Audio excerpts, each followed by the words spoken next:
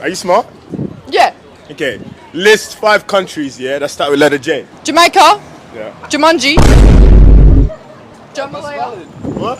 Jamalaya. That's a country? I'm pretty sure there's no 5 countries that start July. with July is a country. August. August is a country. I didn't graduate maths. That's not even math, that's geography. I don't want to do nothing, bro. I don't want you to count.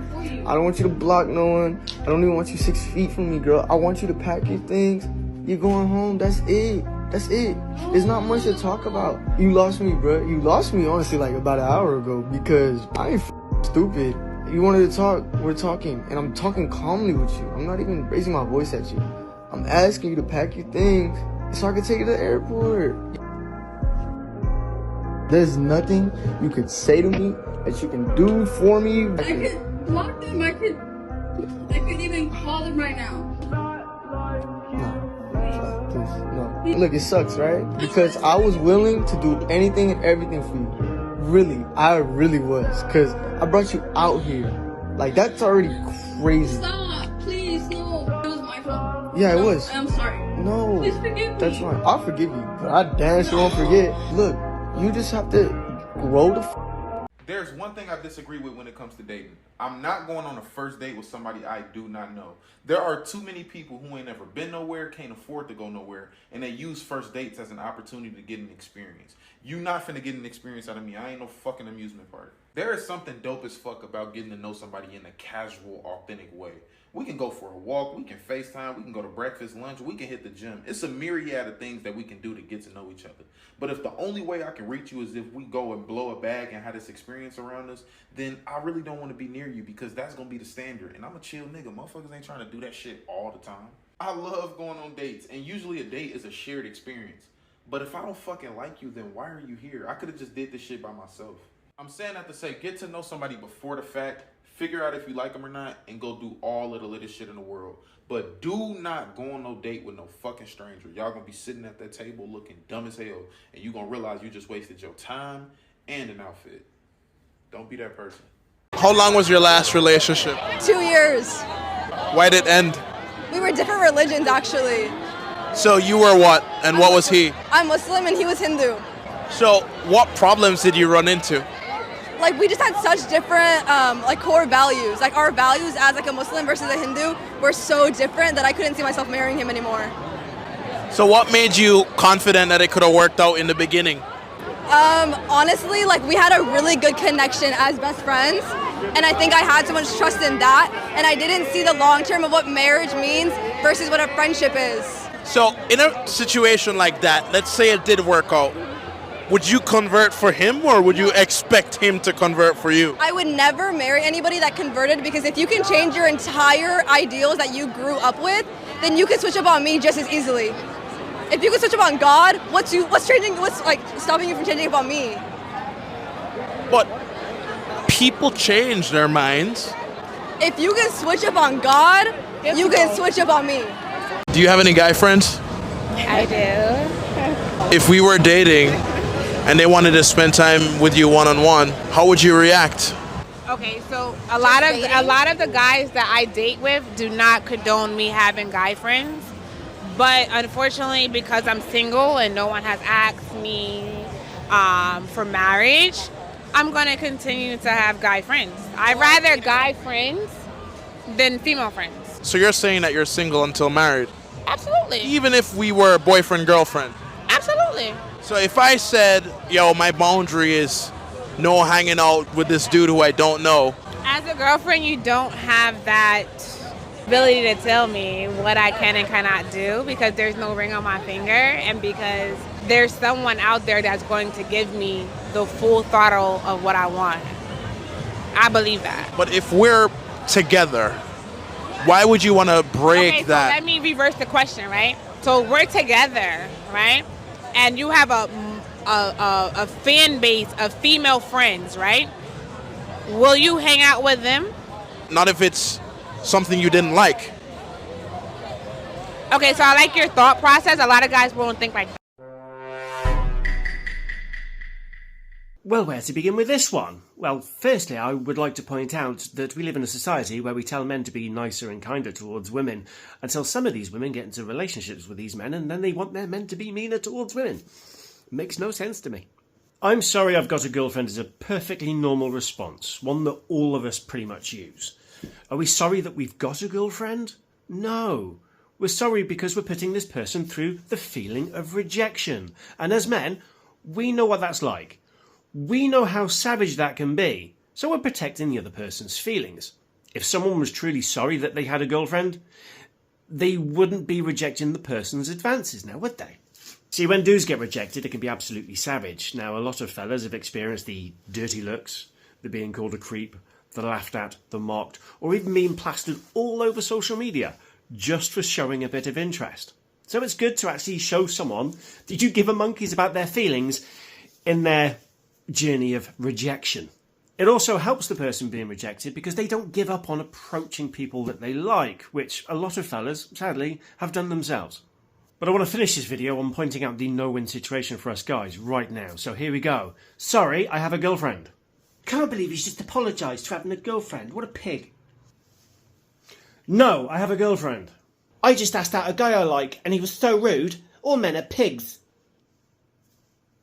You know what I find so interesting? The fact that there's people out there who truly believe that child support is enough to live off of. They truly think that money is paying for our hair and nails and our vacations and our rent and bills and other expenses. Like, no, we couldn't possibly have a job. That's ridiculous. Like, the only reason we can afford all those things is because we are living off child support. What I actually find so interesting is how many deadbeat mothers there would be if child support wasn't a thing. No one is saying that these mothers are living off child support. What they're saying is the fact that you cannot maintain your standard of living without child support, which means you're dependent on it in some capacity. And then some of y'all come in the comments, oh my God, I only get $32 a month. Again, if you're only getting $32 a month, wouldn't that mean that you slept with a deadbeat loser that makes no money?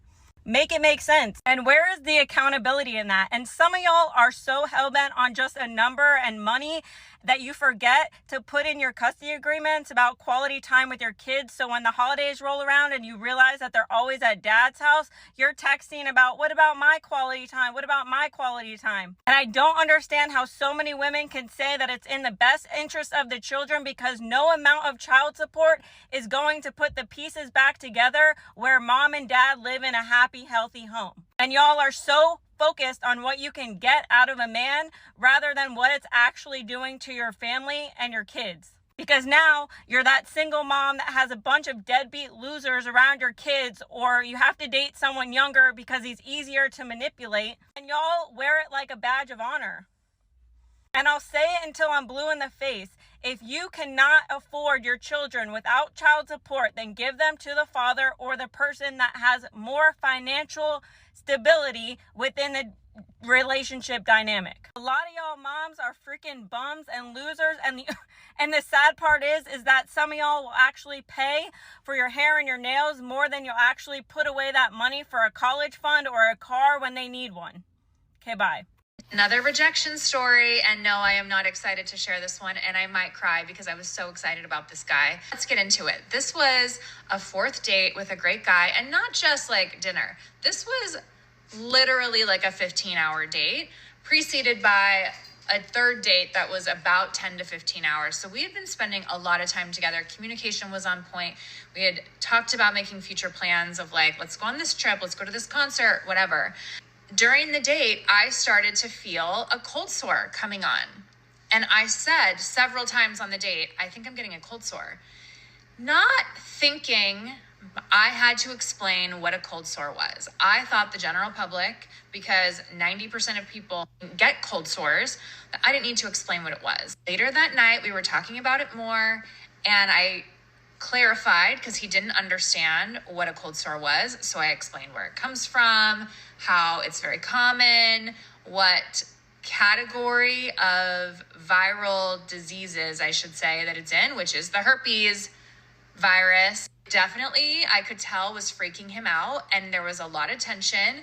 He texted me this, he can't get past the cold sore situation, and that he wishes I had mentioned it earlier, which I explained to him. I didn't mention it earlier because it's a non-issue for most of my life.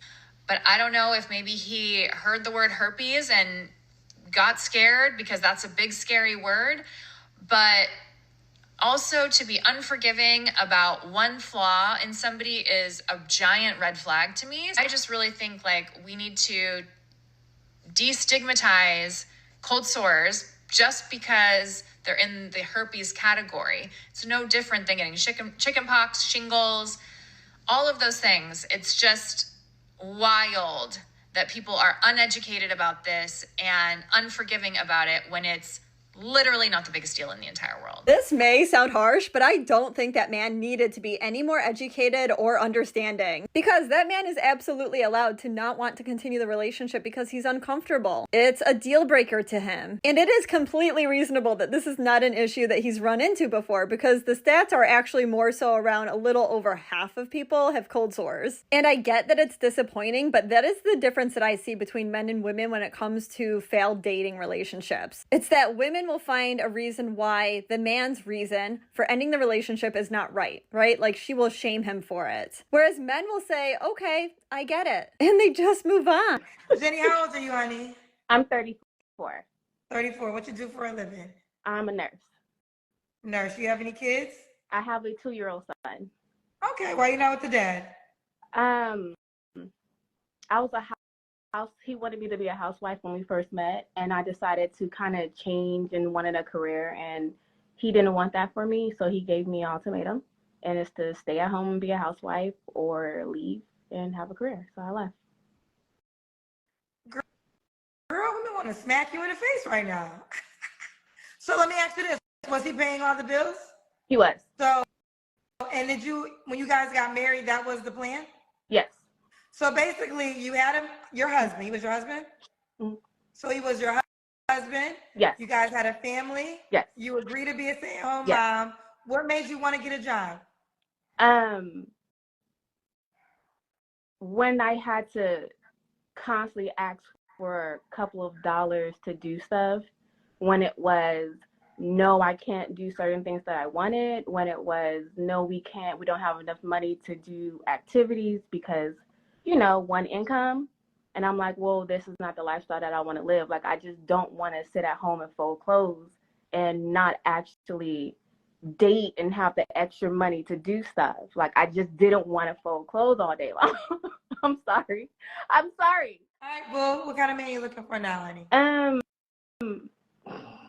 Don't hate me for this, but I want somebody that's a little bit lit and turned up. My husband was boring. I know, don't judge me. Don't do that. He was super boring. We didn't dance. He didn't like music, like a little ratchet music. He didn't let me wear tight clothes or anything like that. So I kind of want to be a little ratchet with my next dude. So you had this good ass man. Might have been boring, but a good man, married you, was your husband, took care of all the bills, probably wasn't that lit. Got divorced. Now y'all here in the streets, and you about to meet these rats. Hold on. Let's.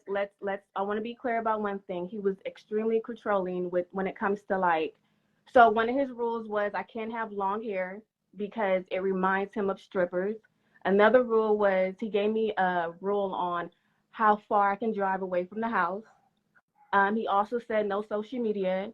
He also said no tight clothes, no long nails. He gave me rules. Okay, so now that you give me more context, I'm gonna take good man out because that's some crazy shit right there. Okay, do you want more kids? Don't hate me for this, but I said no to the first one. Love my son, but I said no to the first one. So I don't want any more kids. You can have kids. I can love them like they're mine. You don't have to answer, but I'm gonna ask. When's the last time you was intimate with someone?